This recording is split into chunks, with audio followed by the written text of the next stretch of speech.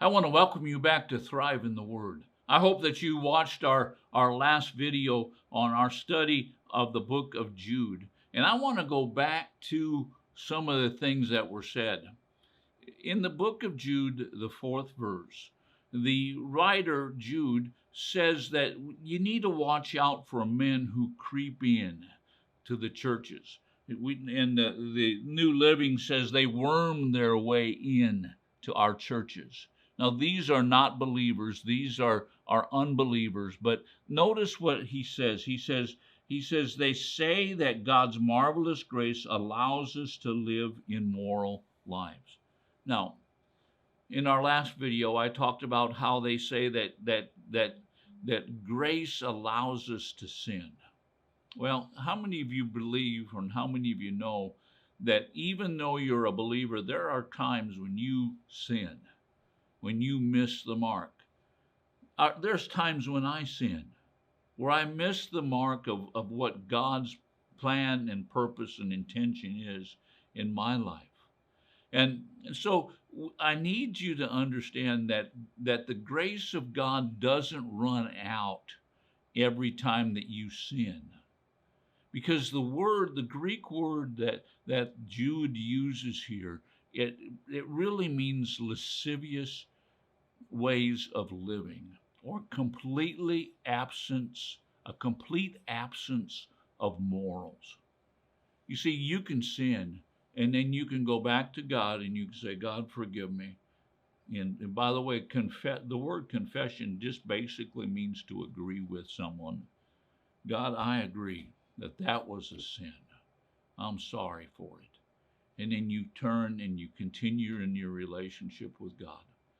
But what Jude is writing here is he's writing about a person that says you can live a life without moral standards. And you know what? One of the things that's happened in our churches is we've lowered the bar of moral standards. We've lowered it in many churches. They've said, oh, you're having sexual relationship before marriage. Oh, that's all right. We'll just get you married. But they never deal with the root problem, and that root problem is sin. You see, what Jude is writing about here is an absence of morals. And we as the church need to continue to stand up. We as believers need to continue to stand up and say, this is the moral standard that we are fighting for. This is our faith. How many of you know our faith has in its foundation a moral standard? And so Jude writes and he says, you know what, guys, you need to contend for the faith. Well, what's he saying? And if we take this in context, he's saying you need to contend for this moral standard. And that the grace of God comes so that we can live a moral life. Now, let's go on into verse number 5. And this is what it says. So I want to remind you, though you already know these things, that Jesus first rescued the nation of Israel from Egypt, but later destroyed those who did not remain faithful. What is Jude doing? Jude is giving us 3 examples here in verse 5, 6, and 7. 3 examples of the judgment of God. Let me ask you a question. When was the last time you heard a message on hell? When was the last time your pastor got up and said, okay, today's subject is eternal judgment? You know what? It's just not happening anymore, is it? But if you read Hebrews, the 6th chapter, one of the doctrines of our faith is eternal judgment. But you know what? We don't talk about it much anymore, but that's exactly what Jude is going to talk about. And he gives us this first example here in verse number 5, and he talks about how Jesus rescued the nation of Israel from Egypt. What a beautiful story. What a wonderful story. We have told that story over and over and over again, how God sent Moses and that Moses went and he rescued. Now, Jude here calls it Jesus, but God is the one who rescued Israel from Egypt. But then we don't talk about what happened after that. Why? Because we don't like to talk about judgment. But what happened after that? Well, Jude goes on. By the way, Jude is Jewish, and he's writing to Jewish people, and these people know exactly what happened. But Jude says, but later he destroyed those who did not remain faithful. What happened to all those Jewish people? You know, some estimates are 1 million, some even are over 1 million people left Egypt. What happened to every one of them except for 2?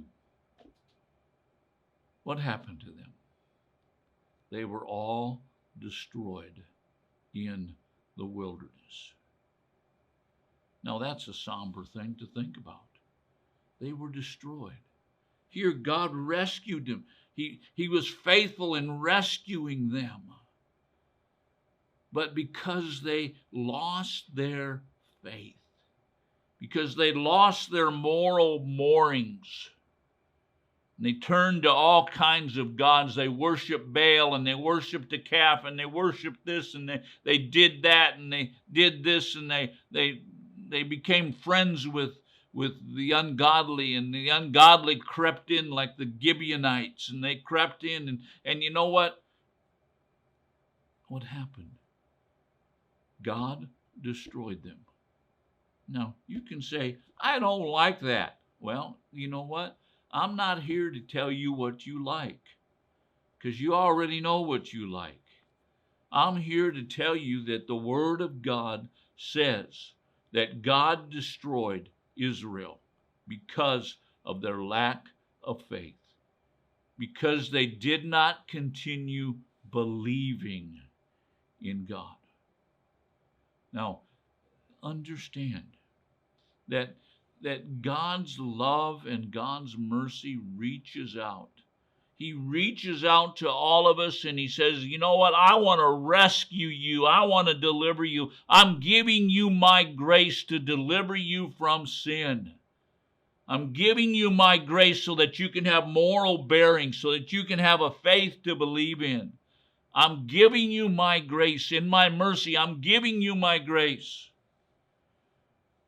But understand this, that if you're unfaithful, if you're listening to this and you've never put your faith and trust in Jesus Christ, you're going to die.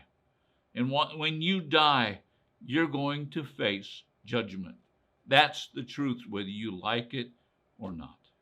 Now, I understand that many of you don't like this type of teaching.